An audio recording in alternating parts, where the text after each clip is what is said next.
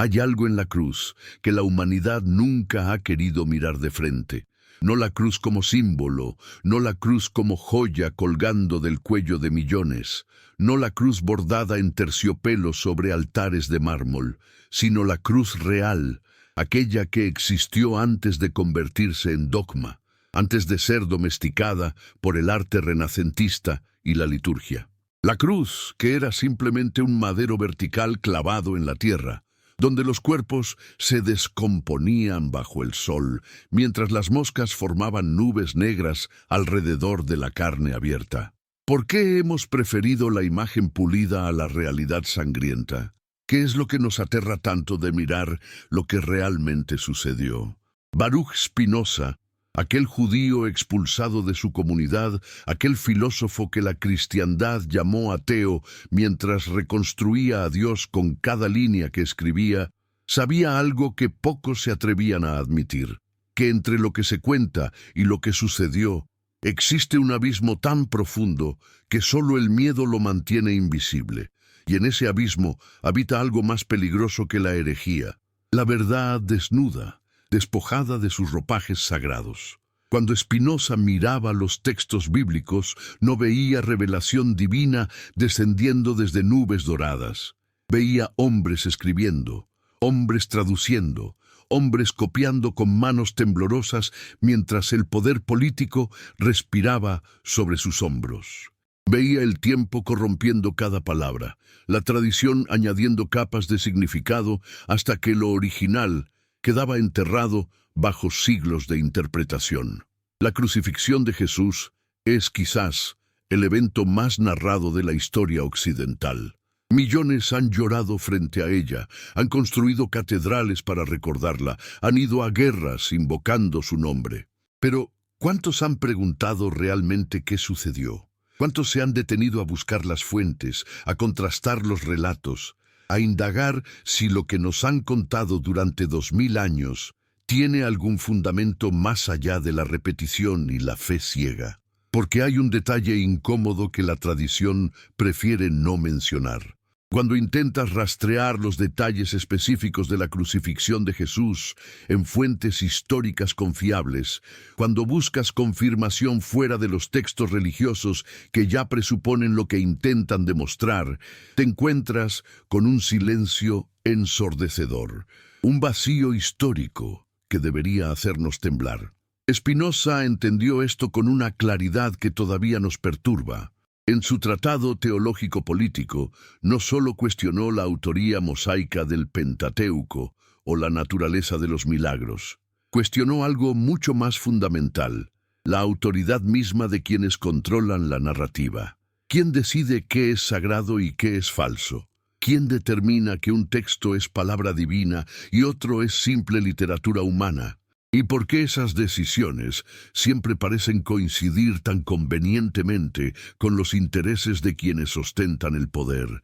Imagina por un momento que eres un ciudadano del Imperio Romano en el año 33 de nuestra era. Jerusalén es una ciudad agitada, llena de tensiones entre la ocupación romana y la población judía. Las crucifixiones son eventos cotidianos, tan comunes que nadie se detiene a documentarlas en detalle. Los romanos crucificaban a ladrones, rebeldes, esclavos fugitivos, cualquiera que desafiara el orden imperial. En las afueras de las ciudades importantes, los caminos estaban bordeados de cruces, un recordatorio permanente de lo que les sucedía a quienes cuestionaban Roma. ¿Por qué entonces la crucifixión de un predicador judío habría llamado la atención de algún historiador? ¿Por qué los registros oficiales del imperio habrían dedicado espacio a documentar la ejecución de alguien que, en ese momento, no era más que otro perturbador del orden público? Este es el primer problema que Spinoza nos obliga a enfrentar, la ausencia de documentación contemporánea. No existe un solo registro romano oficial que mencione específicamente la crucifixión de Jesús. Ni un documento judicial, ni un informe de Poncio Pilato a sus superiores en Roma, ni una nota en las crónicas de la guarnición de Jerusalén. Los evangelios mismos fueron escritos décadas después de los eventos que narran. por autores que no fueron testigos presenciales. Marcos, el más antiguo, probablemente fue compuesto alrededor del año 70. Mateo y Lucas vinieron después, copiando de Marcos y añadiendo sus propias elaboraciones. Juan llegó aún más tarde, ya entrado el siglo II, con una versión tan teológicamente elaborada que apenas parece estar hablando del mismo evento. ¿Qué significa que nuestro conocimiento de uno de los acontecimientos más importantes de la historia humana dependa enteramente de textos escritos por creyentes, para creyentes, con el propósito explícito de generar más creyentes? ¿No es acaso un fundamento extraordinariamente frágil para algo que ha determinado el curso de civilizaciones enteras? Spinoza lo expresó con una precisión quirúrgica. La fe no puede descansar sobre la historia, porque la historia es siempre incierta, siempre sujeta a interpretación, siempre vulnerable a la manipulación de quienes la escriben. Pero hay algo aún más perturbador. No es solo que falten fuentes externas, es que los detalles internos de los evangelios, cuando los examinas con cuidado, revelan inconsistencias que deberían hacer temblar los cimientos de la certeza religiosa. Los 8 detalles que ninguna fuente confirma no son simples curiosidades académicas, son grietas en la narrativa oficial, fisuras a través de las cuales podemos ver cómo se construye un mito. El primer detalle absurdo: la inscripción en la cruz. Los evangelios nos dicen que sobre la cabeza de Jesús había un letrero que decía «Rey de los judíos» en 3 idiomas, hebreo, griego y latín. Pero aquí viene la pregunta que nadie hace. ¿Por qué los romanos se tomarían la molestia de hacer una inscripción trilingüe para un criminal común? Las crucifixiones eran castigos masivos, ejecutados en serie. Los soldados romanos no eran calígrafos esperando a cada condenado con letreros personalizados cuidadosamente preparados. El propósito de la crucifixión era la intimidación rápida y eficiente, no la elaboración artística. Y aun si aceptáramos que se hizo una inscripción especial para Jesús, ¿dónde están los registros de quién ordenó ese letrero, quién lo hizo, por qué se consideró necesario? Y en este momento, mientras estas palabras fluyen desde una pantalla hacia tus ojos, donde quiera que estés en este vasto mundo, me gustaría que te detuvieras por un instante. Escribe en los comentarios desde qué país y ciudad nos estás mirando. ¿Qué hora es allí en este preciso momento en que la duda comienza a abrirse paso? Porque este mensaje que estás recibiendo ahora, estas preguntas que empiezan a resonar en tu mente, no son solo para ti. Comparte este video con alguien cercano, con ese amigo que también se ha atrevido a cuestionar, con esa persona que merece conocer lo que se oculta detrás de las certezas, y al compartirlo, que lleve consigo un deseo, que las bendiciones lleguen a su familia, que la verdad ilumine sus caminos, que la valentía de preguntar nunca los abandone. El segundo detalle absurdo: los clavos en las manos. Todas las representaciones artísticas de la crucifixión, desde los frescos medievales hasta las películas de Hollywood, nos muestran a Jesús con clavos atravesando las palmas de sus manos. Es una imagen tan arraigada en el imaginario colectivo que cuestionarla parece casi sacrílego. Pero aquí está el problema. Cualquier persona con conocimientos básicos de anatomía sabe que las palmas de las manos no pueden soportar el peso de un cuerpo crucificado. Los tejidos se desgarrarían, los huesos pequeños se fracturarían. Los romanos, que habían perfeccionado el arte de la crucifixión durante siglos, sabían esto perfectamente. Clavaban a sus víctimas a través de las muñecas, entre los huesos del carpo, donde la estructura ósea podía sostener el peso. Algunos usaban cuerdas en lugar de clavos, porque era más barato y igual de efectivo para el propósito de hacer sufrir al condenado durante días. Pero los evangelios no especifican exactamente dónde fueron clavados los clavos. Esa precisión anatómica no les interesaba a los escritores. Lo que les importaba era el simbolismo, la imagen poética del sacrificio.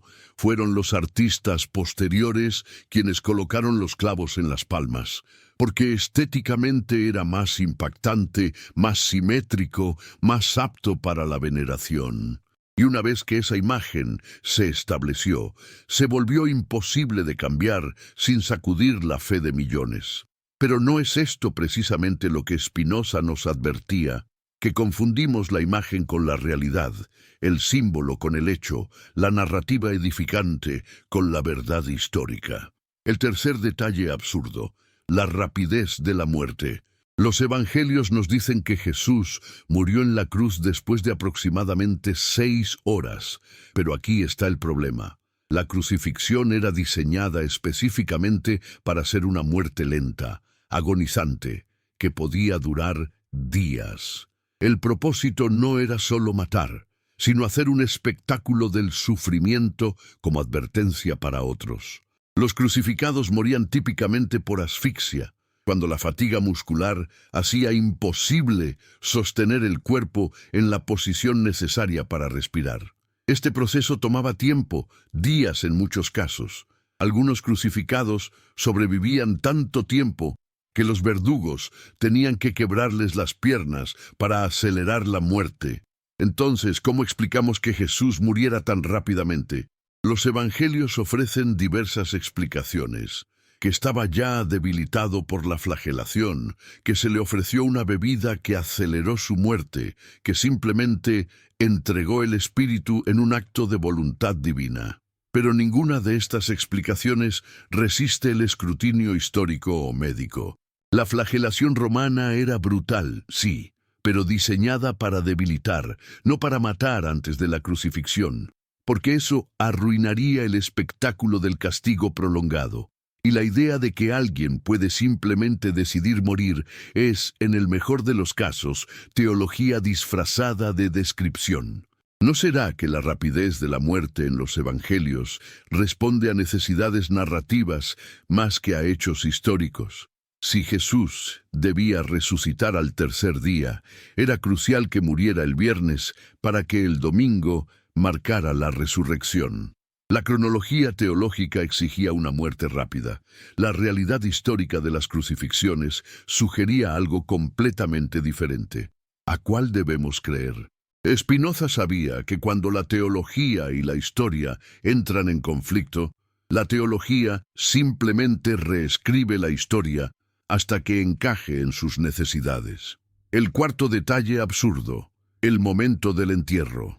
Los evangelios nos cuentan que José de Arimatea, un miembro rico del Sanedrín que secretamente simpatizaba con Jesús, pidió permiso a Pilato para bajar el cuerpo de la cruz y enterrarlo en su propia tumba nueva.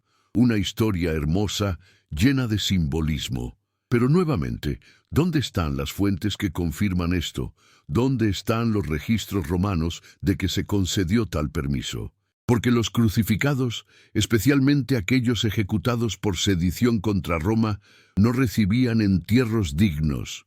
Sus cuerpos eran dejados en la cruz para que los devoraran las aves carroñeras y los perros salvajes como parte adicional del castigo y la humillación, o eran arrojados en fosas comunes, mezclados con otros criminales. La idea de que un miembro del Sanedrín arriesgara su posición para darle un entierro honorable a alguien ejecutado por Roma es improbable, por decirlo menos. Y la idea de que Pilato, descrito en otras fuentes históricas como un gobernador brutal e inflexible, accediera a tal petición sin pensar en las implicaciones políticas es aún más inverosímil. Pero la narrativa necesitaba una tumba específica, una tumba que pudiera estar vacía 3 días después. La resurrección requería una logística precisa. Los hechos históricos debieron ajustarse a las necesidades del mito emergente. ¿Por qué estas inconsistencias no son discutidas más abiertamente? ¿Por qué cuando alguien las señala es acusado inmediatamente de atacar la fe, de ser un hereje, un blasfemo, un enemigo de lo sagrado? Spinoza fue excomulgado, expulsado, maldecido por su comunidad por hacer exactamente esto: aplicar la razón a los textos sagrados, tratarlos como documentos humanos sujetos al mismo escrutinio que cualquier otro texto histórico. Su crimen no fue negar a Dios, sino negar la autoridad de quienes afirmaban hablar por Dios. Su herejía fue sugerir que los textos bíblicos eran productos de su tiempo, escritos por personas con agendas específicas, preservados y editados por instituciones con intereses políticos. El quinto detalle absurdo: los eventos cósmicos. Mateo nos cuenta que cuando Jesús murió, la tierra tembló, las rocas se partieron, las tumbas se abrieron y muchos santos que habían muerto resucitaron y aparecieron a muchas personas en Jerusalén.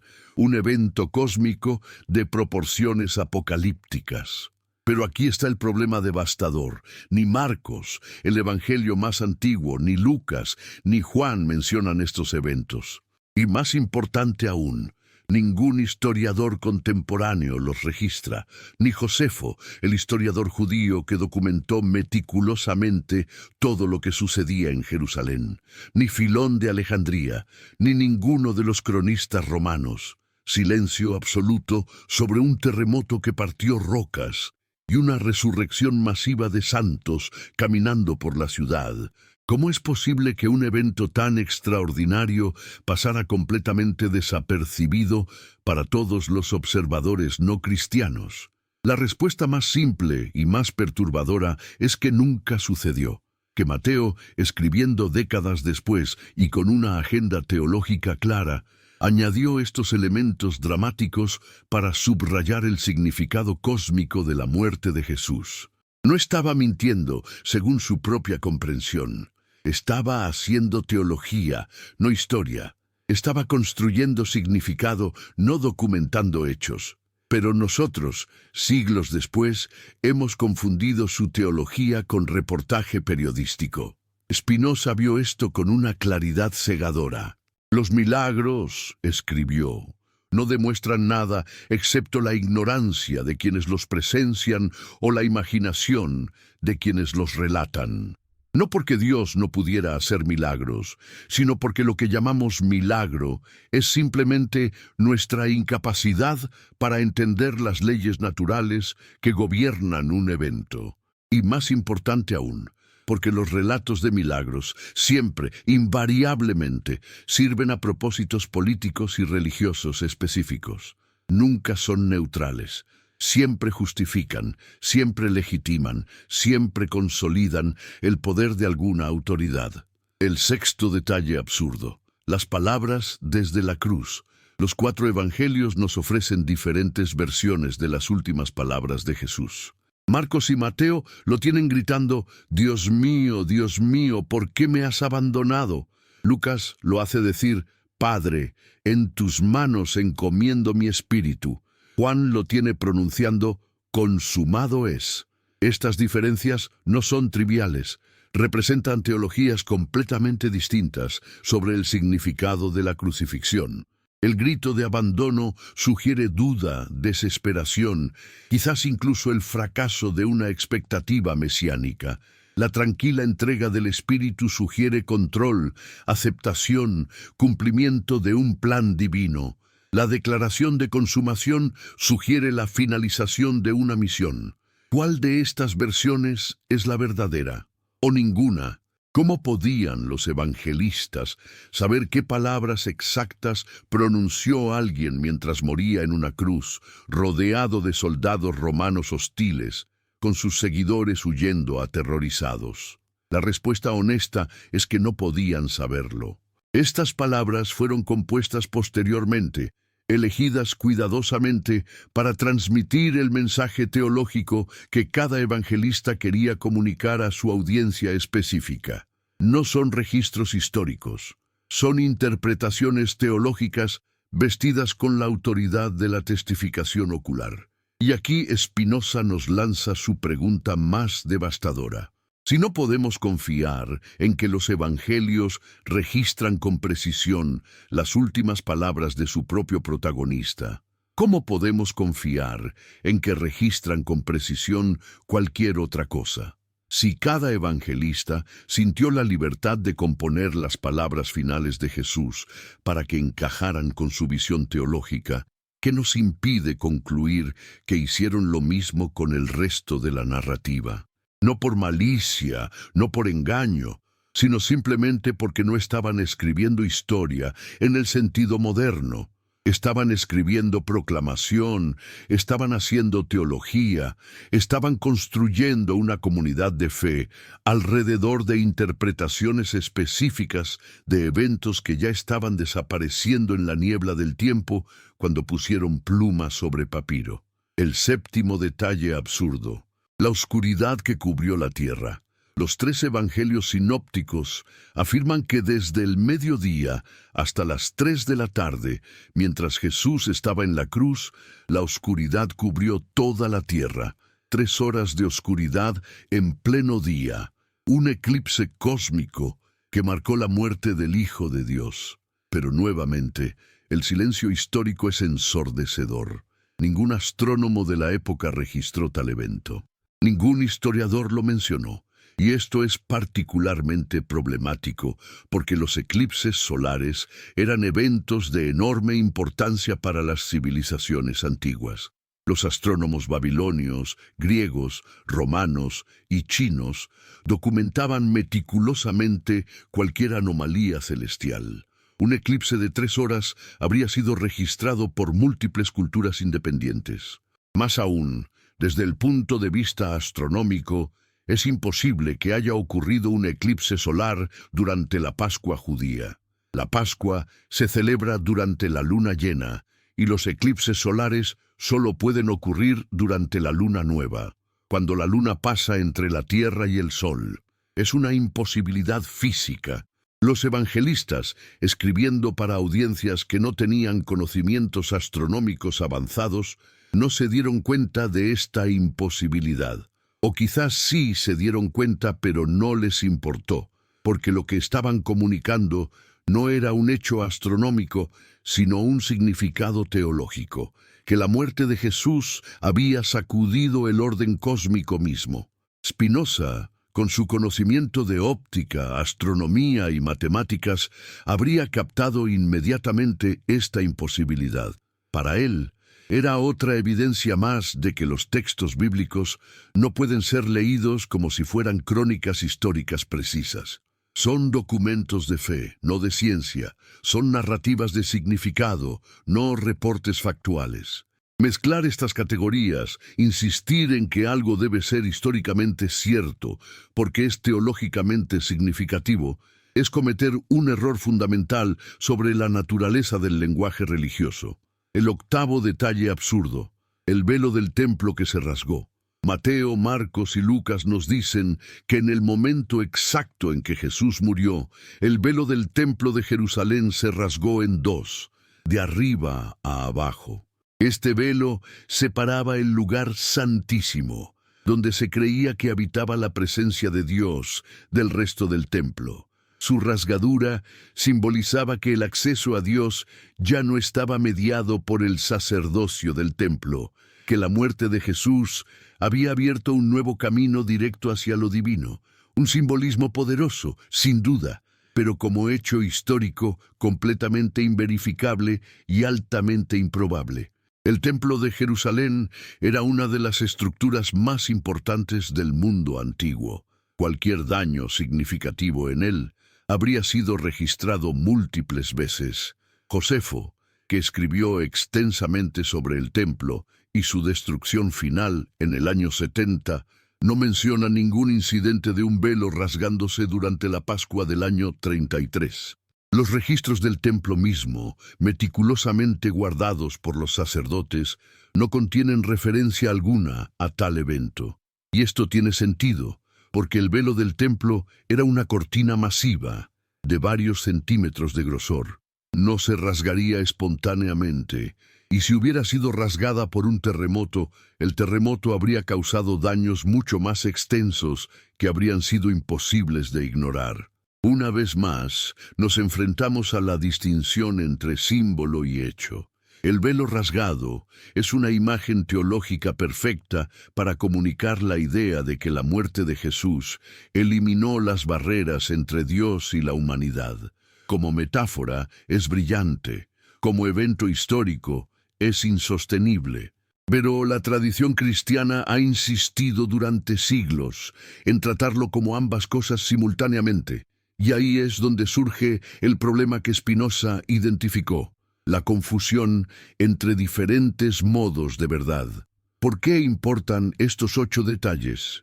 ¿Por qué dedicar tanto esfuerzo a cuestionar elementos específicos de una narrativa que para millones es la base misma de su fe y su identidad? Porque Spinoza entendió algo profundo sobre el poder y la religión, que el control de la narrativa es el control de las conciencias, que mientras las personas crean que deben aceptar relatos específicos bajo pena de condenación eterna, su capacidad para pensar libremente, para cuestionar, para desarrollar su propio entendimiento está fundamentalmente comprometida. La verdadera fe, argumentaba Spinoza, no puede descansar sobre historias cuya veracidad no puede ser verificada. La verdadera piedad no depende de creer que ciertos eventos milagrosos ocurrieron exactamente como están descritos. Segunda parte. La Europa del siglo XVII era un continente desgarrado por guerras religiosas. Católicos y protestantes se masacraban mutuamente con una ferocidad que solo la certeza absoluta puede generar. Cada bando afirmaba poseer la verdad revelada, la correcta interpretación de textos sagrados, el único camino a la salvación. Y en medio de este baño de sangre teológico, un joven judío en Ámsterdam comenzó a hacer preguntas que nadie quería escuchar. ¿Qué pasaría si ambos bandos estaban equivocados en sus premisas fundamentales? ¿Qué pasaría si los textos sobre los que basaban sus certezas asesinas no eran lo que afirmaban ser? Baruch Spinoza, o Bento como lo llamaban en portugués, o Benedictus como firmaba sus obras en latín, era hijo de una familia de judíos sefardíes que habían huido de la Inquisición portuguesa. Creció en una comunidad que valoraba el estudio, el debate, la interpretación de textos sagrados. Fue educado para ser rabino, para conocer íntimamente cada línea de la Torá, cada palabra del Talmud. Pero su mente inquieta no podía contentarse con las respuestas tradicionales. Estudiaba matemáticas, óptica, las nuevas filosofías que llegaban de Descartes y Hobbes. Y cuanto más aprendía sobre cómo funciona el mundo natural, más problemáticas le parecían las afirmaciones sobrenaturales de los textos religiosos. La pregunta que finalmente lo llevó al ostracismo era aparentemente simple, pero devastadoramente radical. ¿Quién escribió la Biblia? La respuesta tradicional era obvia. Moisés escribió el Pentateuco, los profetas escribieron sus propios libros. Los autores que aparecen nombrados fueron efectivamente los autores. Pero Spinoza comenzó a notar inconsistencias, pasajes que mencionaban eventos posteriores a la muerte de Moisés, cambios de estilo y vocabulario dentro del mismo libro, referencias a lugares con nombres que no existían en la época en que supuestamente fueron escritos. La conclusión era ineludible. Estos textos habían sido compilados, editados, reescritos múltiples veces por múltiples manos a lo largo de siglos. ¿Y qué implicaba esto? Nada menos que el colapso de la autoridad religiosa tal como se había entendido durante milenios. Si Moisés no escribió el Pentateuco, si los textos fueron obra de escribas posteriores con sus propias agendas políticas y teológicas, entonces no podían ser tratados como dictado directo de Dios. Eran documentos humanos, falibles, sujetos a los mismos errores y manipulaciones que cualquier otro texto antiguo. Y si esto era cierto para la Torá judía, también lo era para los evangelios cristianos, también lo era para cualquier texto que afirmara autoridad divina. La comunidad judía de Ámsterdam entró en pánico. Spinoza no solo estaba cuestionando creencias periféricas, estaba atacando el fundamento mismo de la fe judía, la revelación divina en el Sinaí, la entrega de la ley a Moisés, la conexión directa entre Dios y su pueblo elegido. Si Spinoza tenía razón, todo el edificio de la religión organizada se venía abajo. Y entonces, ¿qué los separaría de los gentiles? ¿Qué justificaría los siglos de sufrimiento, la persistencia en mantener prácticas y creencias que los habían convertido en perpetuos extraños en tierras ajenas? El 27 de julio de 1656, cuando Spinoza tenía apenas 23 años, fue pronunciado contra él el más severo cherem, excomunión, que la comunidad judía de Ámsterdam había promulgado jamás. El texto de la excomunión es terrorífico en su furia. Con el juicio de los ángeles y de los santos, excomulgamos, expulsamos, maldecimos y execramos a Baruch de Spinoza, que sea maldito de día y maldito de noche, maldito cuando se acuesta y maldito cuando se levanta, maldito cuando sale y maldito cuando entra, que Dios nunca lo perdone. Que la cólera y el disgusto de Dios se inflamen contra este hombre y traigan sobre él todas las maldiciones escritas en el libro de la ley. Que su nombre sea borrado de debajo del cielo. ¿Qué había hecho Spinoza para merecer tal anatema? Había aplicado la razón a textos que se suponía debían ser aceptados por fe. Había tratado la Biblia como un documento histórico sujeto a análisis crítico. Había sugerido que las leyes religiosas eran construcciones humanas adaptadas a circunstancias históricas específicas, no mandamientos eternos de un Dios inmutable. Y con esto había cometido el pecado imperdonable. Había revelado que el emperador estaba desnudo. Pero aquí está lo fascinante. Spinoza no respondió con amargura. No renegó de su herencia judía. No se convirtió al cristianismo a pesar de múltiples ofertas de protección de la Iglesia.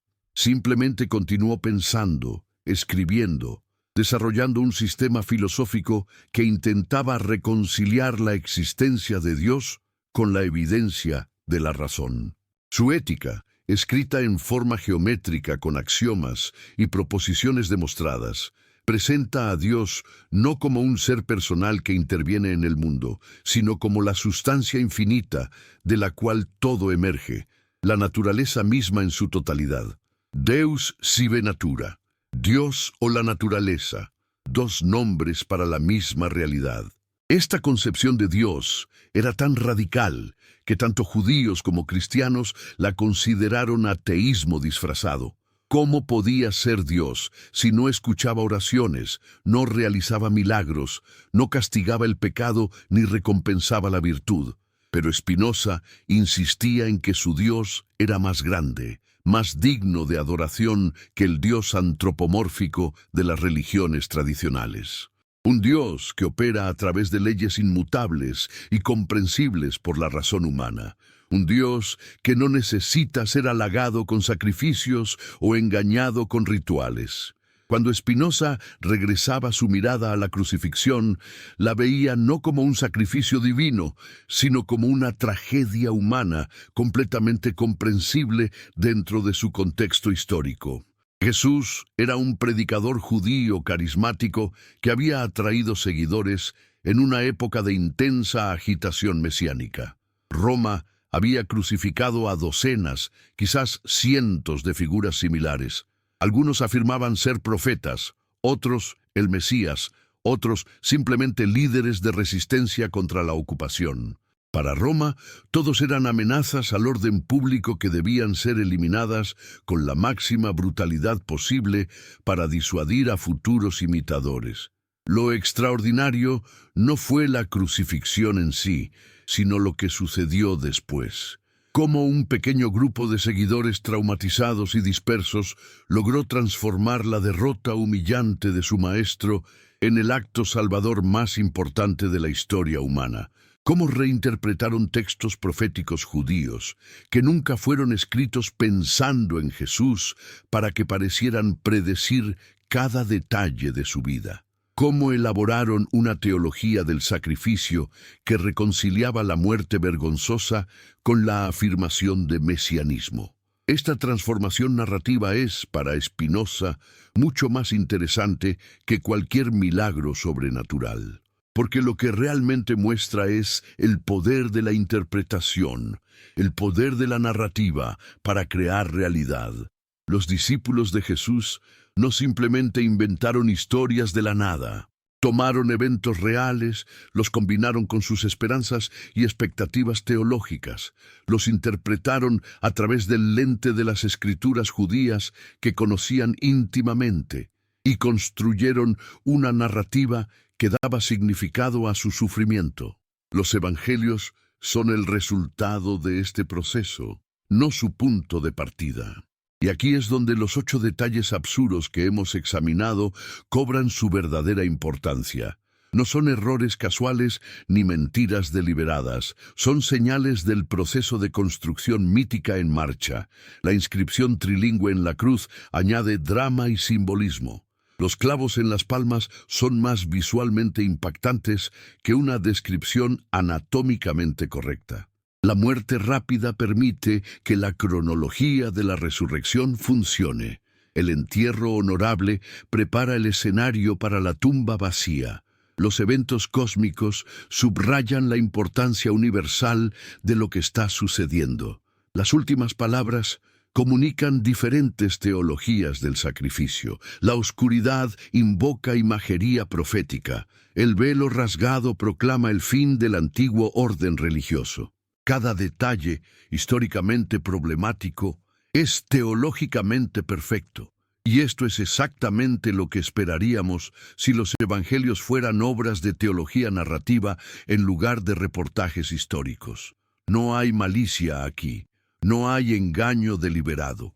Hay solo personas desesperadas por encontrar significado en la muerte traumática de alguien que amaban. Personas que creían genuinamente que habían presenciado algo de importancia cósmica y que hicieron todo lo posible por comunicar ese significado a otros. Spinoza, sin embargo, va más allá de esta observación histórica. Pregunta algo más profundo. ¿Por qué necesitamos que estas narrativas sean históricamente precisas para que tengan valor? ¿Por qué la fe depende de que eventos específicos hayan ocurrido exactamente como están descritos? ¿No es esto, de hecho, una forma de debilitar la fe, de hacerla vulnerable a cada nuevo descubrimiento histórico o arqueológico? Su respuesta es radical. La verdadera religión no depende de la historia. Depende de la práctica de la justicia y la caridad. Todo lo demás, todos los dogmas sobre la naturaleza de Dios, todos los relatos sobre milagros y revelaciones son simplemente andamios pedagógicos para ayudar a las personas a vivir vidas éticas. Si los andamios funcionan bien, si no, pueden ser reemplazados. Lo que no puede ser reemplazado es el imperativo ético subyacente. Trata a los demás como te gustaría ser tratado.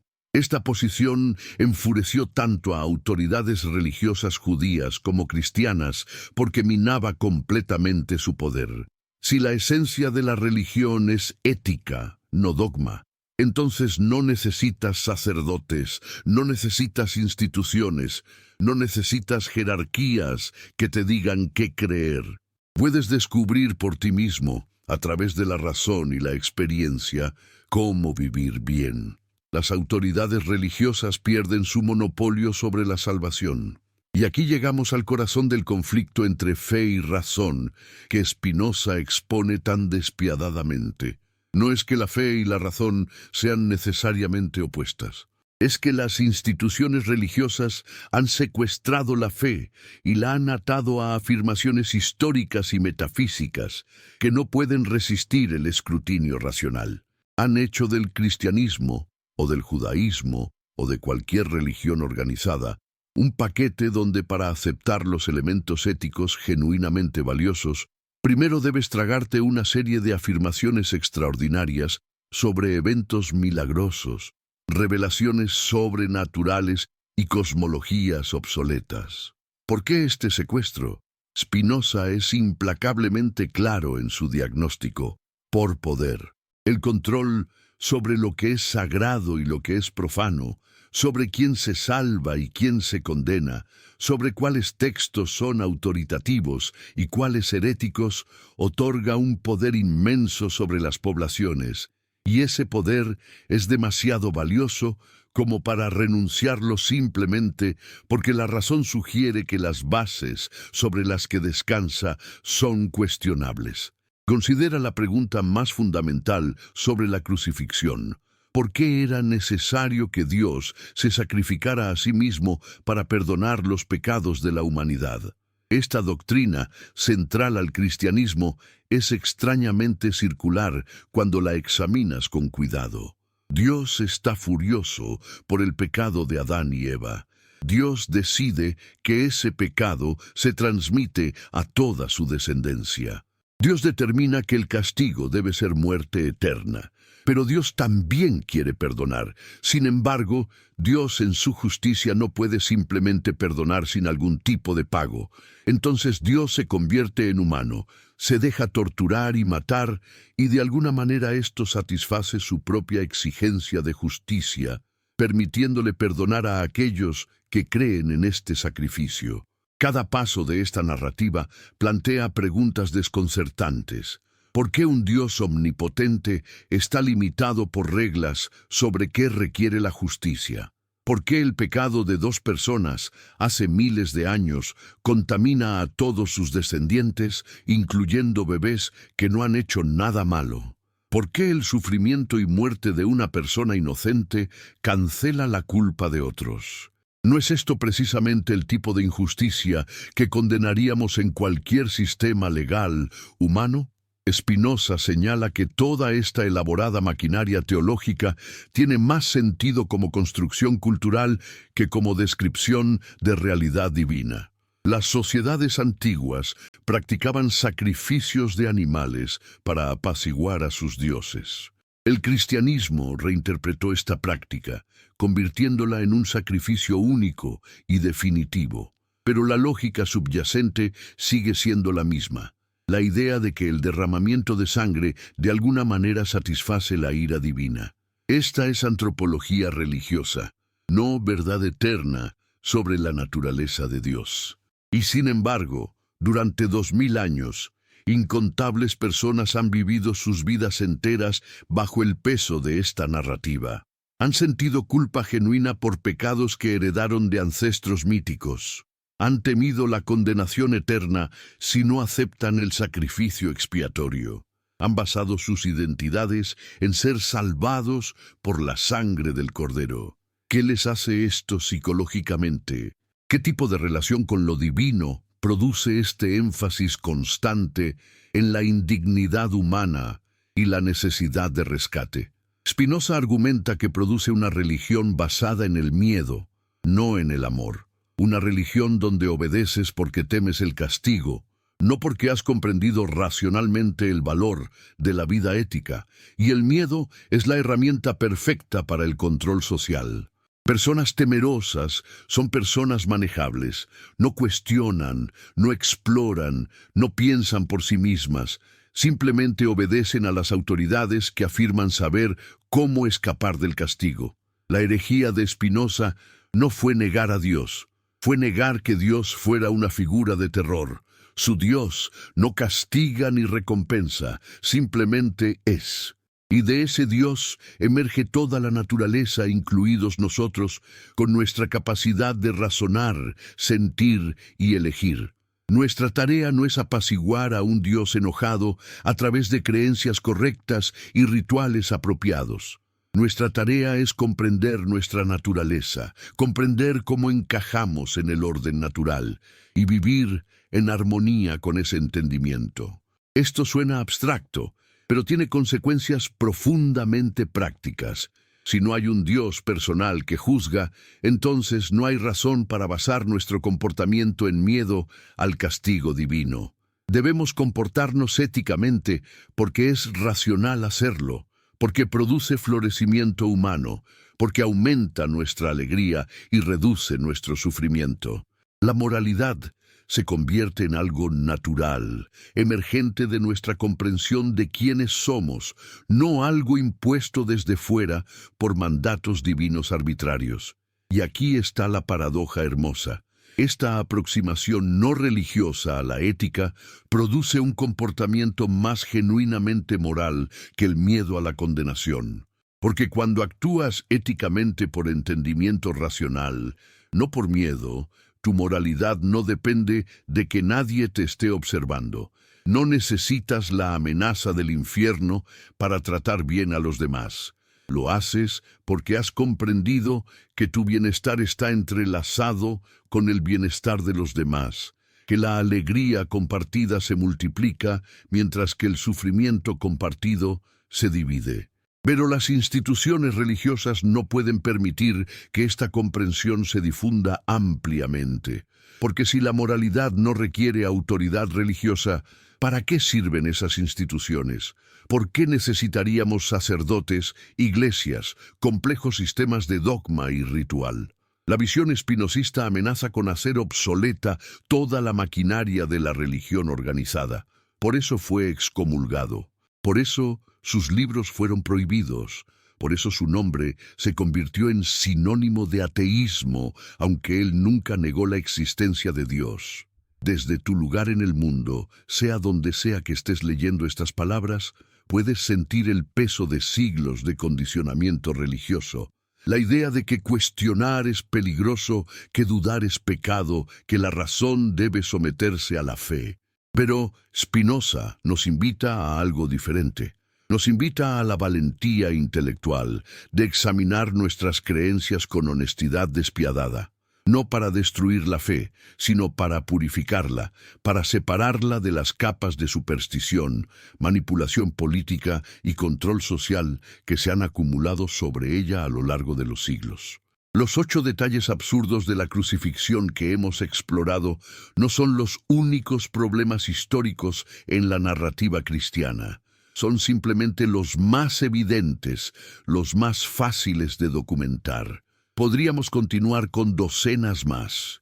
Las contradicciones en las genealogías de Jesús, los diferentes relatos de su nacimiento, las variaciones en las historias de resurrección, los cambios en su mensaje a lo largo de los evangelios. Cada uno de estos problemas ha sido extensamente documentado por eruditos bíblicos, muchos de ellos creyentes comprometidos que simplemente quieren entender honestamente los textos que son tan importantes para ellos.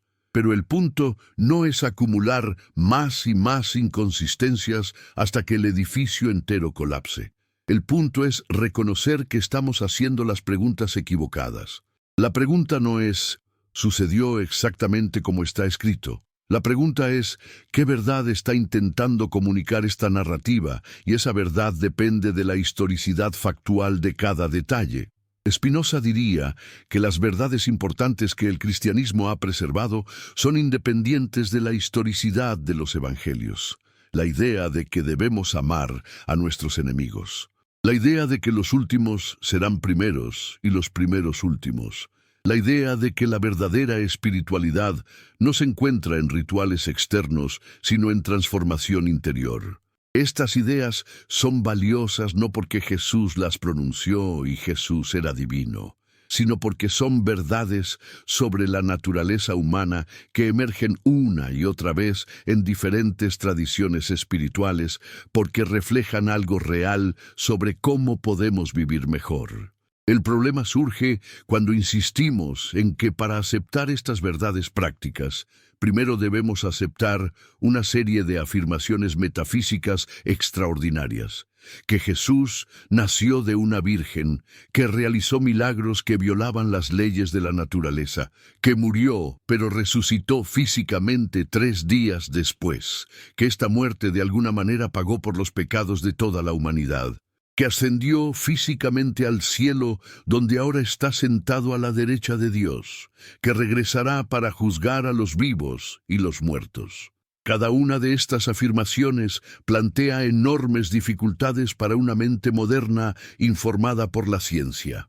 Y cuando se le dice a la gente que deben aceptar el paquete completo o rechazar todo, muchos terminan rechazando todo, incluidas las genuinas intuiciones éticas que el cristianismo preserva.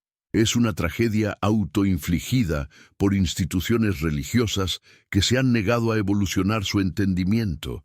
Spinoza ofrece una alternativa: mantén las intuiciones éticas. Mantén las prácticas que conducen al florecimiento humano. Mantén el sentido de asombro ante el misterio de la existencia, pero abandona la insistencia en que debes creer en afirmaciones históricas inverificables para tener acceso a estas cosas. La salvación, si quieres usar esa palabra, viene de comprender tu lugar en la naturaleza y vivir en armonía con ese entendimiento. No viene de creer en eventos milagrosos que sucedieron hace 2000 años. Esta es una visión profundamente liberadora. Significa que tu bienestar espiritual no depende de lo que descubran los arqueólogos en Tierra Santa. No depende de si los eruditos bíblicos pueden reconciliar las contradicciones en los evangelios. No depende de si puedes forzarte a creer en cosas que tu razón rechaza. Depende únicamente de tu disposición a vivir con integridad, compasión y comprensión creciente. Pero esta liberación viene con un costo. Te obliga a renunciar a las certezas reconfortantes de la fe tradicional. Te deja sin las respuestas fáciles que la religión proporciona sobre qué sucede después de la muerte, por qué existe el sufrimiento, cuál es el propósito de tu vida. Spinoza no ofrece estas comodidades. Te deja con la responsabilidad de construir tu propio significado a partir de tu comprensión de la naturaleza. ¿Es esto más difícil que simplemente aceptar lo que te dicen las autoridades religiosas? Absolutamente. ¿Es más honesto? Spinoza argumentaría que sí. Y esa honestidad intelectual, ese compromiso con no creer en cosas solo porque son reconfortantes o porque la tradición las afirma, es el fundamento de una vida verdaderamente libre. Part 2. Segunda parte. Continuación. La pregunta que arde en el centro de todo esto, la pregunta que Spinoza nos obliga a confrontar sin piedad, es esta: ¿qué es más importante, la verdad o la consolación? Durante siglos, las instituciones religiosas han operado bajo la premisa de que la mayoría de las personas prefieren la consolación, que necesitan historias simples, respuestas claras, la promesa de justicia cósmica que corrija todas las injusticias terrenales. Que sin estas cosas, sin la promesa del cielo y la amenaza del infierno, sin la idea de que sus sufrimientos tienen significado en algún plan divino, las personas caerían en la desesperación o el caos moral. ¿Pero es esto cierto? ¿O es simplemente lo que aquellos con poder han dicho para justificar mantener a las masas en la ignorancia? Spinoza creía apasionadamente en la capacidad de las personas comunes para manejar la verdad. No era un elitista que pensaba que solo los filósofos podían vivir sin las muletas de la religión tradicional. Creía que cada persona tiene acceso a la razón, que cada mente humana es capaz de comprender las verdades básicas sobre cómo vivir bien. Lo que varía no es la capacidad, sino la voluntad. La voluntad de renunciar a certezas cómodas, de tolerar la ambigüedad, de vivir sin las respuestas fáciles que la religión proporciona. Y aquí es donde la crucifixión se convierte en algo más que un evento histórico disputado. Se convierte en un símbolo de todo lo que está en juego en este conflicto entre verdad y consolación. Porque la narrativa de la crucifixión, tal como la ha elaborado la tradición cristiana, es la consolación definitiva. Te dice que tu sufrimiento no es sin sentido. Te dice que hay alguien que sufrió incluso más que tú y que ese sufrimiento tiene el poder de redimirte. Te dice que la injusticia que ves a tu alrededor será corregida en un juicio final. Te dice que la muerte no es el final. Estas son promesas extraordinariamente poderosas. Han sostenido a millones de personas a través de persecuciones, esclavitud, enfermedades, pérdidas inimaginables. ¿Quién soy yo? ¿Quién es Spinoza? ¿Quién es cualquiera para decir que estas personas no deberían tener estas consolaciones? No es cruel arrancar estas creencias si no puedes ofrecer nada igualmente reconfortante en su lugar.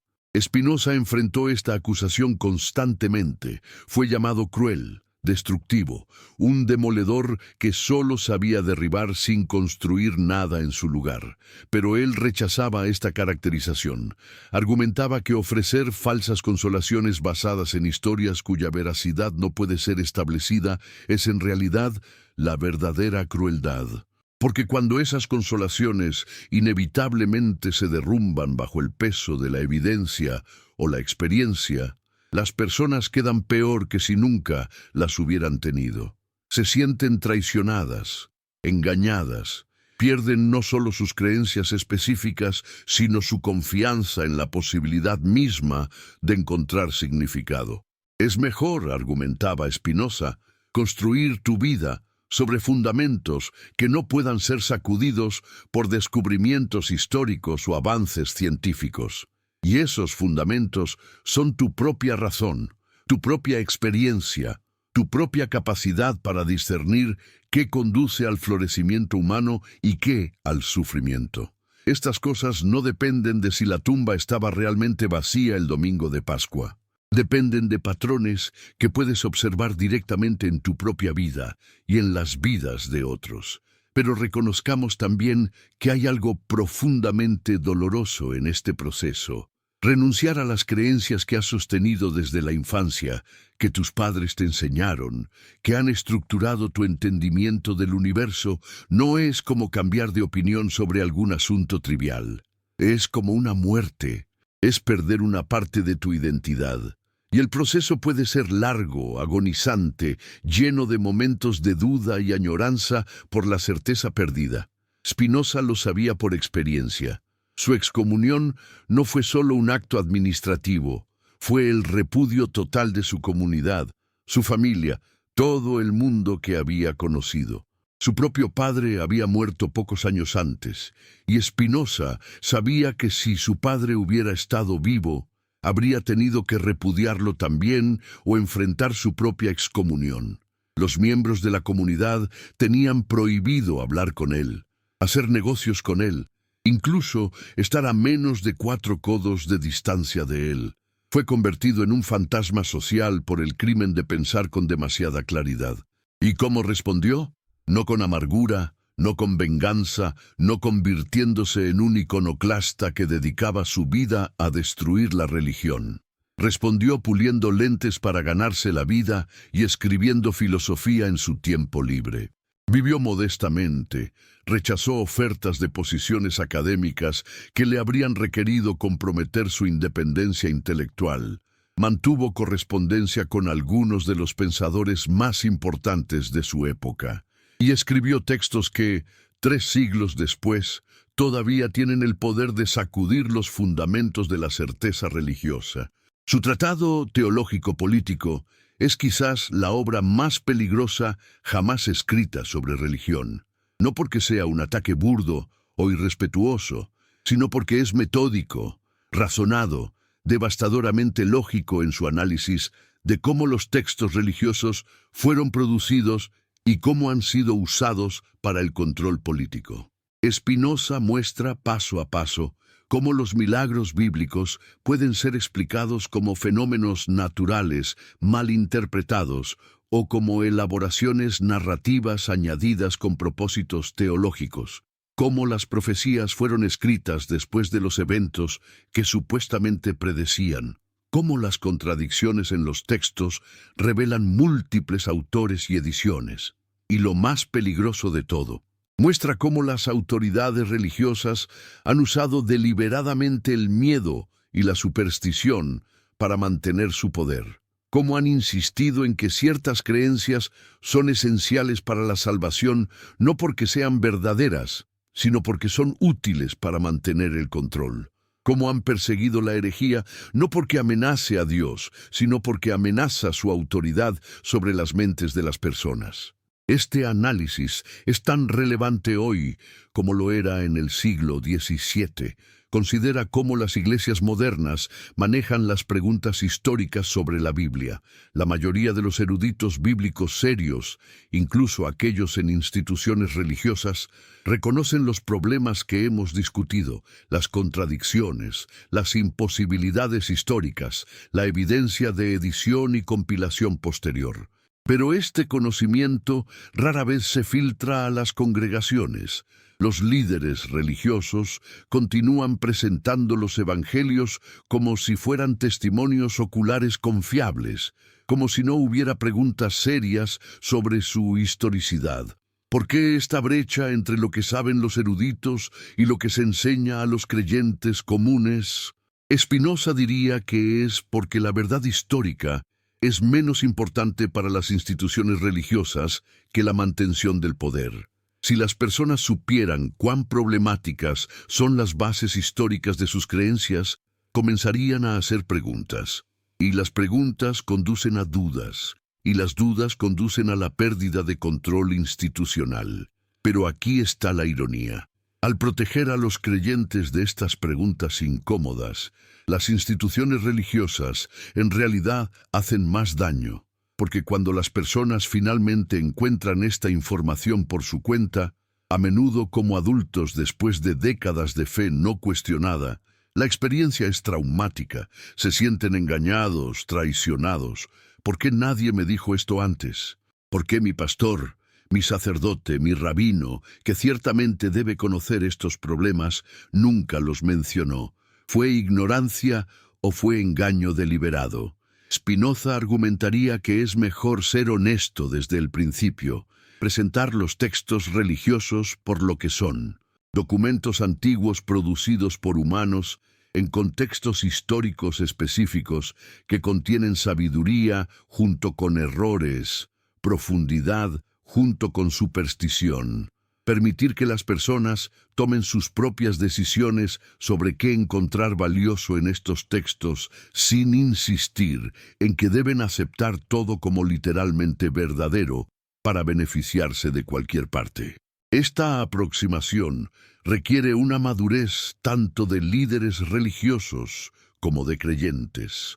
Requiere la capacidad de decir, no sé si este evento específico realmente sucedió, pero encuentro significado en la historia de todas formas. Requiere distinguir entre diferentes tipos de verdad: verdad histórica, verdad poética, verdad moral. Requiere reconocer que algo puede ser profundamente significativo sin ser literalmente factual. Las religiones orientales han hecho esto durante siglos. Las historias sobre Buda incluyen elementos claramente míticos, milagros que nadie espera que tomes literalmente. Pero esto no disminuye su poder para comunicar verdades sobre la naturaleza del sufrimiento y el camino hacia la liberación. Las parábolas de Jesús funcionan de la misma manera. Nadie pregunta si realmente existió un buen samaritano específico, porque el punto no es la historicidad, sino la lección moral. El problema surge cuando tratamos toda la narrativa bíblica como si fuera el mismo tipo de texto. Cuando insistimos en que si la parábola del buen samaritano puede ser ficticia pero valiosa, entonces la crucifixión también debe ser tratada como históricamente factual o pierde su valor. Esta es una falsa equivalencia que Spinoza nos ayuda a desenredar. Diferentes partes de los textos religiosos funcionan de diferentes maneras. Algunas son claramente historia, algunas son claramente parábola, y muchas son algo intermedio, núcleos históricos envueltos en elaboración teológica. La tarea del lector maduro es discernir qué es qué, y esta tarea requiere todas las herramientas del análisis crítico, comparación de fuentes, conocimiento del contexto histórico, comprensión de cómo funcionan las narrativas orales antes de ser escritas, sensibilidad a diferentes géneros literarios. En otras palabras, requiere exactamente el tipo de aproximación que Spinoza inauguró y que las instituciones religiosas han resistido durante siglos. ¿Por qué esta resistencia? Porque una vez que empiezas a aplicar análisis crítico a los textos sagrados, no hay un punto de detención claro. Si admites que algunas partes son míticas o teológicamente elaboradas, ¿cómo decides dónde trazar la línea? ¿Qué criterios usas para determinar qué partes son históricamente confiables y cuáles no? Estas preguntas son genuinamente difíciles y las respuestas honestas a menudo son: no estamos seguros, la evidencia es ambigua. Diferentes eruditos llegan a conclusiones diferentes. Esta ambigüedad es intolerable para las instituciones que basan su autoridad en certezas reveladas. Si admiten incertidumbre sobre algunas cosas, ¿cómo mantienen la autoridad para declarar certeza sobre otras? ¿Cómo mantienen la disciplina doctrinal, la ortodoxia, los límites entre creencias aceptables e inaceptables? La respuesta es que no pueden, o al menos no pueden hacerlo honestamente. Spinoza nos muestra que esto no es necesariamente un problema, que podemos vivir con incertidumbre, que podemos construir vidas significativas sin certezas absolutas sobre eventos históricos o verdades metafísicas, que la obsesión con la certeza doctrinal es en sí misma el problema, no la solución, porque la certeza cierra la mente, detiene la investigación, congela el entendimiento en cualquier estado en que se encontraba cuando la certeza se estableció. La duda, por otro lado, mantiene la mente abierta, mantiene viva la posibilidad de aprender más, comprender mejor, corregir errores.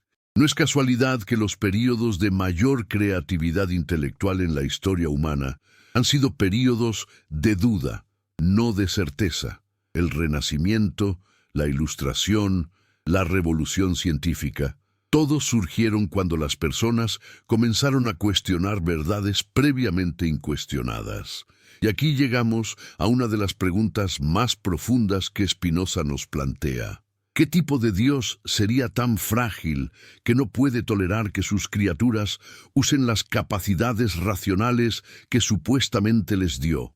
¿Qué tipo de Dios castigaría la duda honesta más severamente que la hipocresía complaciente? ¿Qué tipo de Dios preferiría la fe ciega a la comprensión genuina? Las respuestas tradicionales a estas preguntas son variaciones de: los caminos de Dios son misteriosos. No podemos comprender la mente divina. La fe es una virtud que se prueba precisamente creyendo lo que la razón cuestiona. Pero Spinoza rechaza estas respuestas como evasiones. Argumenta que no le hacen honor a Dios, que presentan a Dios como un tirano caprichoso, más preocupado por la obediencia que por la comprensión, más interesado en ser adorado que en ser conocido. El Dios de Spinoza es diferente, es la totalidad de la naturaleza, operando según leyes racionales comprensibles. No se ofende por la investigación científica, porque la ciencia simplemente describe cómo opera Dios. No castiga la duda, porque la duda es parte del proceso de llegar a un entendimiento más profundo. No exige rituales y dogmas específicos, porque estos son construcciones humanas sin relevancia para la estructura fundamental de la realidad. Esta concepción de Dios es tan diferente de la tradicional que muchos la consideran ateísmo disfrazado. Y quizás, en cierto sentido, lo es. Ciertamente es la muerte del Dios antropomórfico de la Biblia, el Dios que se arrepiente de sus decisiones, que negocia con Abraham, que exige sacrificios, que tiene favoritos entre las naciones.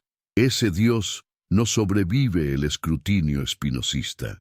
Pero algo más grande emerge en su lugar, un sentido de lo divino que impregna toda la existencia, una reverencia por el orden natural que produce leyes matemáticas precisas y la complejidad asombrosa de la vida.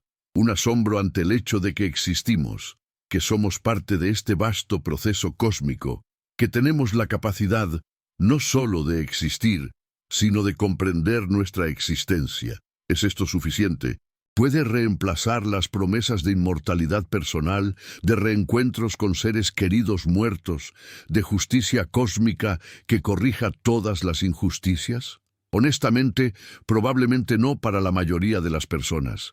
La visión espinosista es austera, exigente, sin las consolaciones que la religión tradicional ofrece. No promete que serás feliz, solo que puedes aumentar tu comprensión. No promete que el sufrimiento tiene un propósito cósmico, solo que puedes aprender a sufrir menos a través de la comprensión de las causas del sufrimiento. Pero para aquellos que no pueden forzarse a creer en cosas que su razón rechaza, para aquellos que han perdido la fe tradicional y están buscando algo que reemplazar, Spinoza ofrece un camino. No es un camino fácil. No ofrece certezas cómodas, pero ofrece integridad intelectual, ofrece la posibilidad de vivir sin mentirte a ti mismo, sin fingir creer cosas que secretamente dudas, sin la disonancia cognitiva de mantener creencias que contradicen todo lo demás que sabes sobre cómo funciona el mundo. Y quizás lo más importante, ofrece libertad. Libertad del miedo al castigo divino. Libertad de la culpa manufacturada por doctrinas de pecado original. Libertad de las autoridades religiosas que afirman control sobre tu salvación. Esta libertad es vertiginosa, aterradora incluso, pero es también la precondición para el crecimiento genuino, para la madurez espiritual, para convertirte en quien realmente eres en lugar de quien los demás te dicen que deberías ser. Tercera parte. Hay un momento en la vida de cada persona seria cuando la pregunta ya no puede ser evitada. ¿Qué es real? No qué es verdadero según la tradición, no qué es afirmado por las autoridades, no qué es cómodo creer, sino qué es real. Y si eres completamente honesto en tu investigación de esta pregunta, si sigues la evidencia sin importar a dónde conduzca, sin importar qué creencias preciadas tengas que abandonar en el camino, llegarás a un lugar extraño y solitario. Un lugar donde la mayoría de lo que te enseñaron sobre el mundo se revela como construcción, como narrativa, como el producto de incontables mentes interpretando y reinterpretando, hasta que el núcleo original, si alguna vez existió, está enterrado bajo capas de significado añadido. Spinoza llegó a este lugar y no retrocedió. Miró la Biblia, ese texto que había sido la autoridad absoluta para su comunidad durante milenios, y vio no la palabra inmutable de Dios, sino el trabajo de hombres.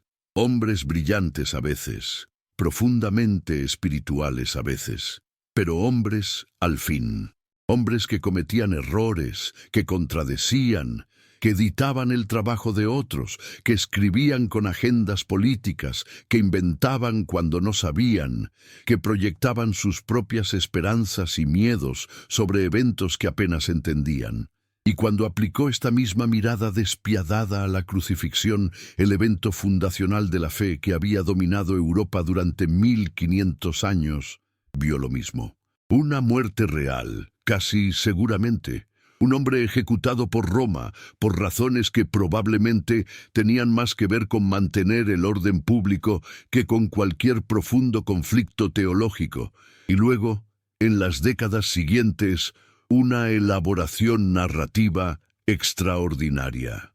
Seguidores devastados intentando dar sentido a la derrota de sus esperanzas, reinterpretando textos antiguos para descubrir que todo había sido predicho, que todo era parte de un plan, que la derrota era en realidad victoria. Esta elaboración no fue deshonesta, fue el proceso humano normal de creación de significado.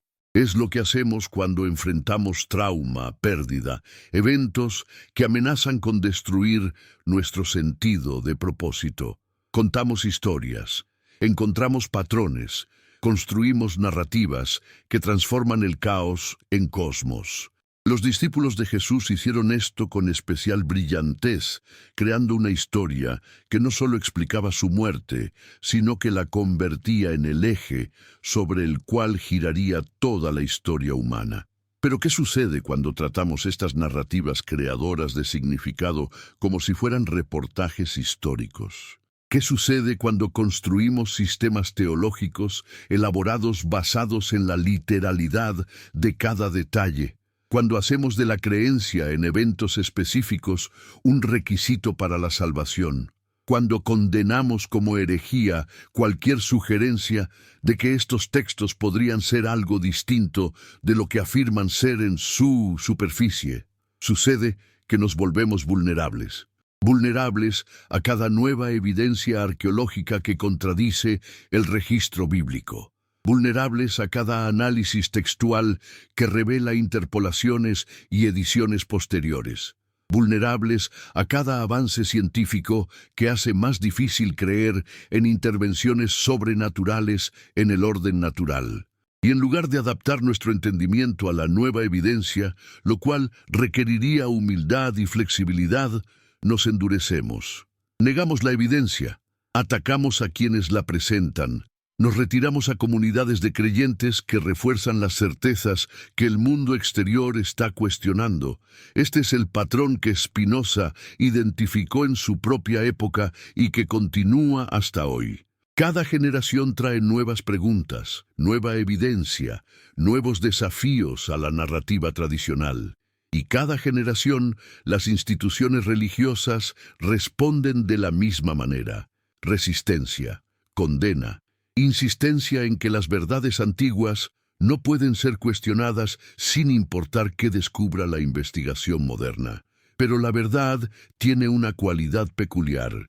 No puede ser enterrada para siempre, puede ser suprimida por un tiempo, puede ser marginada, puede ser castigada con excomuniones y hogueras, pero eventualmente emerge.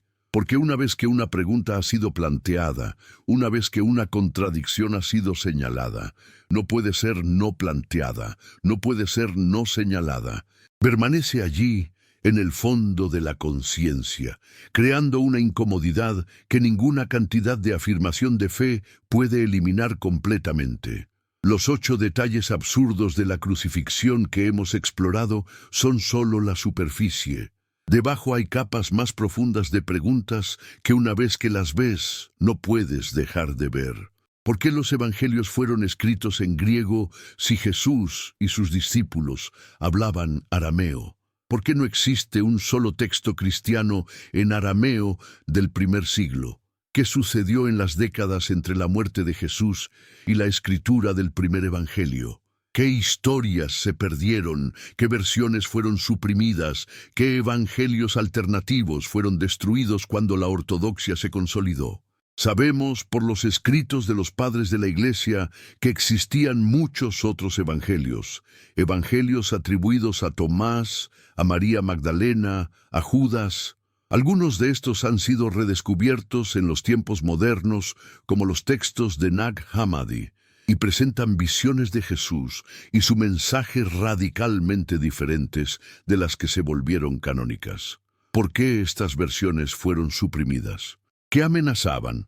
¿Qué nos dicen sobre la diversidad del cristianismo primitivo antes de que una versión particular ganara el respaldo del poder imperial y declarara a todas las demás heréticas? Spinoza no tuvo acceso a estos textos redescubiertos, pero su método de análisis anticipó lo que encontraríamos. Argumentó que una vez que reconoces que los textos bíblicos son construcciones humanas, debes preguntarte, ¿construidas por quién? ¿Con qué propósito? ¿Para qué audiencia? Y cuando haces estas preguntas, comienzas a ver patrones. Ves que ciertos textos favorecen ciertas teologías, que ciertos evangelios presentan a Jesús de maneras que justifican estructuras de autoridad particulares, que las cartas de Pablo, que en realidad son los textos cristianos más antiguos, tienen una imagen de Jesús notablemente diferente de la de los evangelios posteriores. Pablo casi nunca cita las enseñanzas reales de Jesús. No parece conocer las parábolas, los sermones, los dichos memorables que llenan los evangelios. Para Pablo, lo que importa es la muerte y resurrección, el Cristo cósmico, no el maestro Galileo que caminó por los caminos de Judea. Sugiere esto que muchos de los dichos de Jesús en los evangelios fueron compuestos después, puestos en su boca por comunidades que necesitaban autoridad para sus propias enseñanzas. Estas preguntas son vertiginosas, porque si no podemos estar seguros de qué enseñanzas vienen realmente de Jesús histórico y cuáles fueron añadidas después, ¿cómo sabemos qué era realmente su mensaje? ¿Cómo sabemos qué tipo de movimiento estaba intentando iniciar? Las respuestas honestas son humildes. No estamos completamente seguros, la evidencia es ambigua, los eruditos están en desacuerdo. Pero la fe tradicional no puede tolerar tal ambigüedad. Exige certeza, exige que sepamos exactamente qué dijo Jesús, exactamente qué hizo, exactamente qué significó su vida y muerte. Y cuando la evidencia histórica no puede proporcionar esta certeza, la fe simplemente declara que no necesita evidencia, que tiene acceso a una verdad más alta que trasciende los hechos históricos. Que el Espíritu Santo guió la formación del canon bíblico, asegurando que los textos correctos fueron preservados y los incorrectos descartados. Esta es una afirmación que no puede ser probada o refutada. Es una declaración de fe, no un argumento histórico. Y Spinoza señala que tan pronto como recurres a este tipo de afirmación, has abandonado el terreno de la razón. Has declarado que tu creencia es inmune a la evidencia. Y una vez que haces eso, ¿qué te distingue de cualquier otro grupo que hace afirmaciones similares sobre sus propios textos sagrados, sus propias revelaciones, sus propias verdades que trascienden la investigación racional? Los musulmanes afirman que el Corán es la palabra perfecta de Dios, preservada sin error. Los mormones afirman que el Libro de Mormón fue revelado directamente a Joseph Smith por un ángel. Los hindúes afirman que los Vedas son conocimiento eterno, no compuesto por humanos. ¿Sobre qué base juzgamos entre estas afirmaciones competitivas?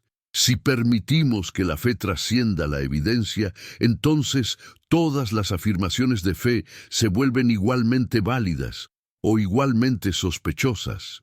Spinoza argumenta que debemos aplicar el mismo estándar a todos los textos religiosos, examinarlos históricamente, compararlos con otras fuentes, evaluar sus afirmaciones usando las mismas herramientas que aplicamos a cualquier otro documento antiguo. Cuando hacemos esto, descubrimos que ningún texto religioso es lo que afirma ser en su superficie. Todos llevan las marcas de construcción humana, de edición, de elaboración teológica sobre núcleos históricos que a menudo son difíciles o imposibles de recuperar. ¿Significa esto que estos textos no tienen valor? En absoluto. Spinoza no era un nihilista que pensaba que porque algo es humano es sin valor.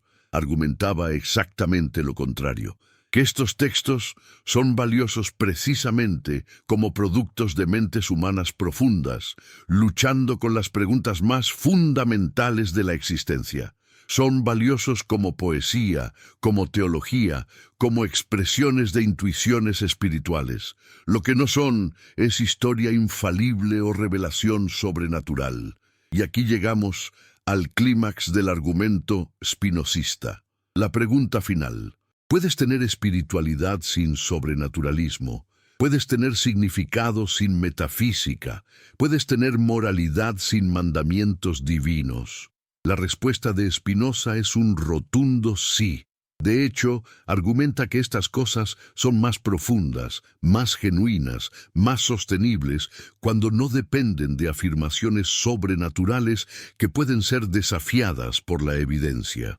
La espiritualidad genuina emerge de la comprensión de tu lugar en la naturaleza, de reconocer que eres parte de algo mucho más grande que tú mismo, de sentir asombro ante la complejidad y belleza del universo.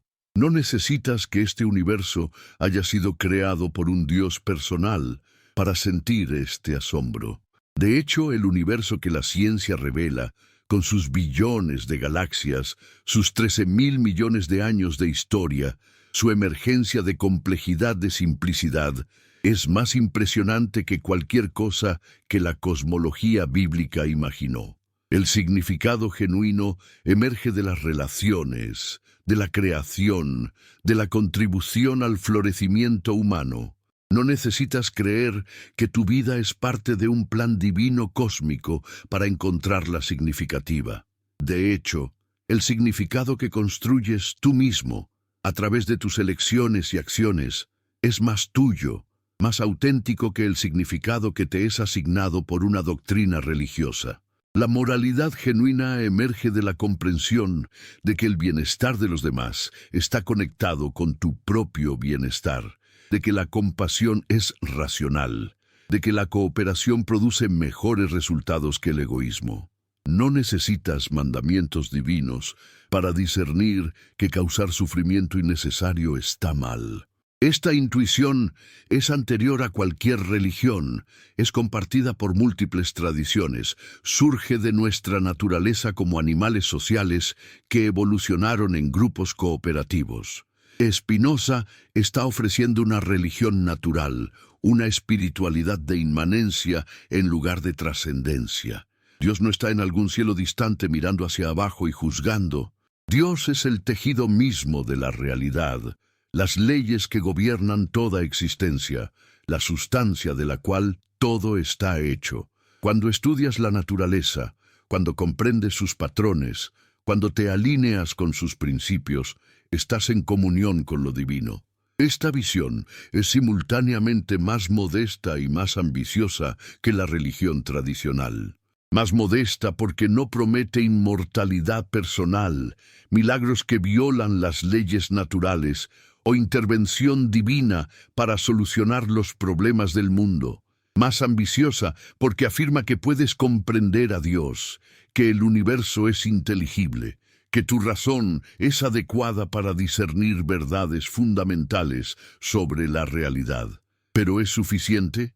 Esta es la pregunta que persiste. Para aquellos que han sido criados con promesas de vida eterna, de reencuentros con seres queridos muertos, de justicia cósmica que corregirá todos los errores, la visión spinozista puede parecer fría, insatisfactoria.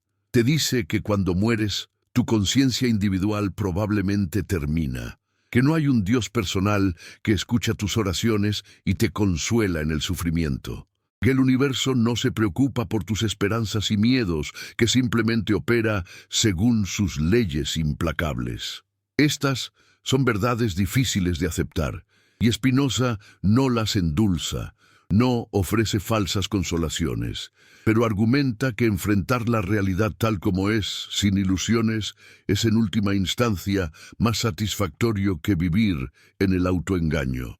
Que hay una cierta dignidad en aceptar tu finitud, tu pequeñez en el esquema cósmico, sin necesidad de construir narrativas elaboradas que te hagan sentir especial, y sin embargo, irónicamente, esta aceptación de la finitud puede llevar a una forma más profunda de significado.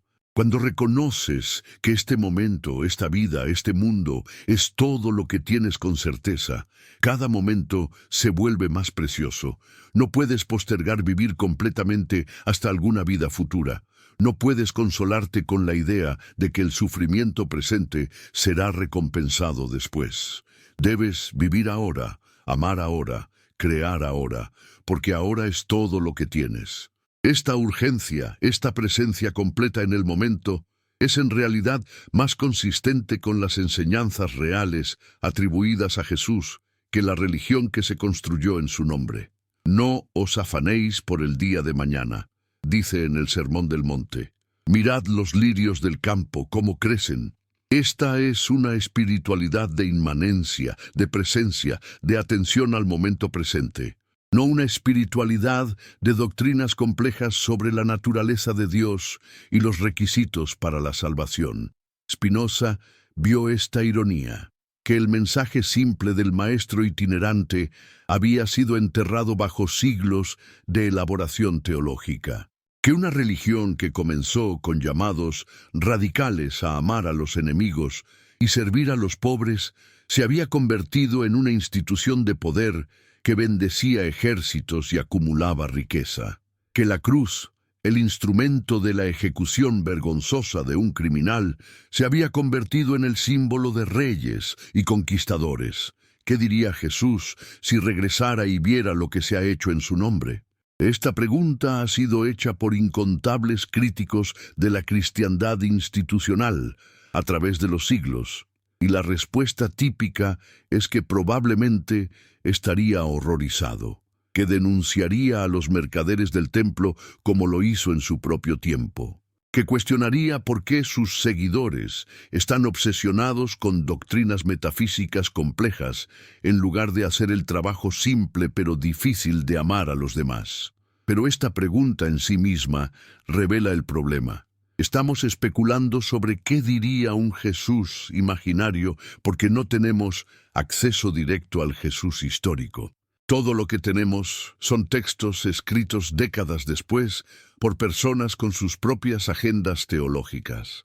El Jesús en quien creemos, el Jesús que imaginamos, es en gran medida una proyección de nuestros propios valores.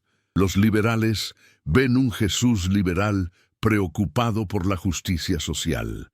Los conservadores ven un Jesús conservador preocupado por la moralidad personal y la autoridad tradicional. Los místicos ven un maestro místico. Los revolucionarios ven un revolucionario. Esta multiplicidad de Jesuses es posible porque los textos son ambiguos, porque contienen múltiples voces, porque pueden ser interpretados de múltiples maneras. Y cada interpretación puede encontrar apoyo textual, porque los evangelios mismos contienen material diverso que apunta en diferentes direcciones. El Jesús que dice, no he venido a traer paz sino espada, es difícil de reconciliar con el Jesús que dice, amad a vuestros enemigos. El Jesús que maldice a una higuera por no tener frutos fuera de temporada parece diferente del Jesús que perdona a sus ejecutores desde la cruz. Spinoza nos libera de tener que reconciliar estas contradicciones afirmando que Jesús dijo todas estas cosas. Podemos reconocer que los evangelios contienen múltiples teologías, múltiples agendas, múltiples visions de quién era Jesús y qué significaba su vida.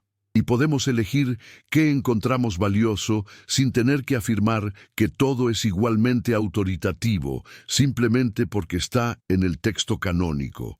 Esta es una libertad vertiginosa. Significa que la autoridad final no está en el texto, sino en tu propio discernimiento, que debes leer críticamente, evaluar cuidadosamente, elegir sabiamente, que nadie más puede hacer este trabajo por ti, ni sacerdotes, ni teólogos, ni la tradición misma. Spinoza te devuelve la responsabilidad de tu propia vida espiritual, y esta responsabilidad es aterradora. Es mucho más fácil simplemente aceptar lo que te dicen, seguir las reglas establecidas, confiar en que la tradición ha resuelto las preguntas difíciles. Pero Spinoza argumenta que este camino fácil es en realidad una traición a tu naturaleza humana, porque lo que te hace humano es precisamente tu capacidad para razonar, para cuestionar, para elegir. Cuando renuncias a estas capacidades, cuando permites que otros piensen por ti, te vuelves menos que completamente humano. Esta es una visión radical de la dignidad humana, no basada en ser creado a imagen de Dios, no basada en tener un alma inmortal, sino simplemente en tener una mente capaz de comprender. Y esa capacidad de comprensión es sagrada no porque sea dada por Dios, sino porque es lo que eres. Negar tu razón, suprimir tus dudas, forzarte a creer lo que tu mente rechaza, es una forma de autoviolencia. Los 8 detalles absurdos de la crucifixión con los que comenzamos son, en última instancia, invitaciones. Invitaciones a despertar de siglos de dogma, a cuestionar narrativas que has aceptado sin examen, a ejercitar tu propia razón en lugar de delegar tu pensamiento a autoridades. No son ataques a la fe, sino llamados a una fe más madura. Una fe que no teme la evidencia, una fe que no se derrumba cuando se cuestionan los detalles históricos porque nunca dependió de esos detalles en primer lugar. ¿Es posible tal fe? Spinoza demostró que sí. Vivió toda su vida después de su excomunión como un hombre profundamente espiritual.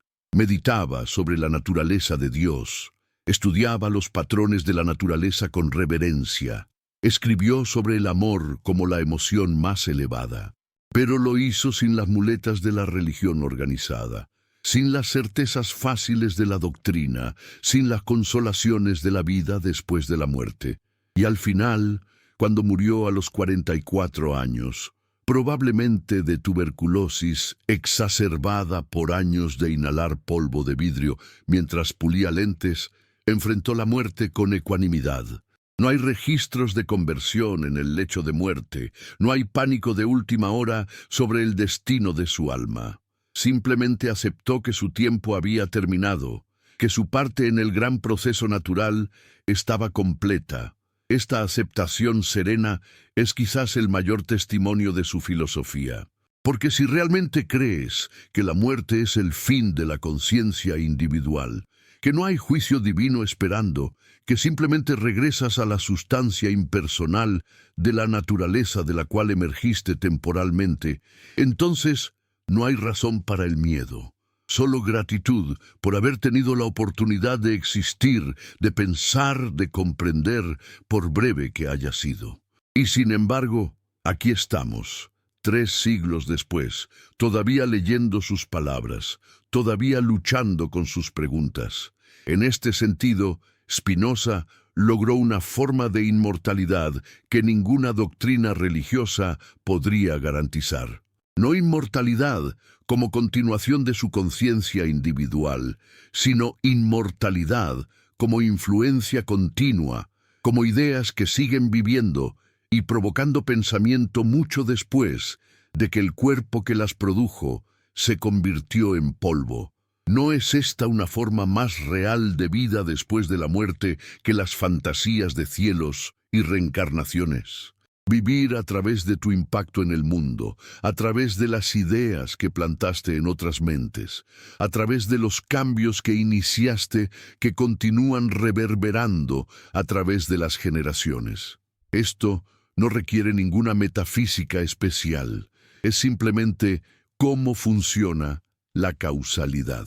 Todo lo que haces, todo lo que piensas, todo lo que creas, tiene efectos que se extienden más allá de tu vida individual.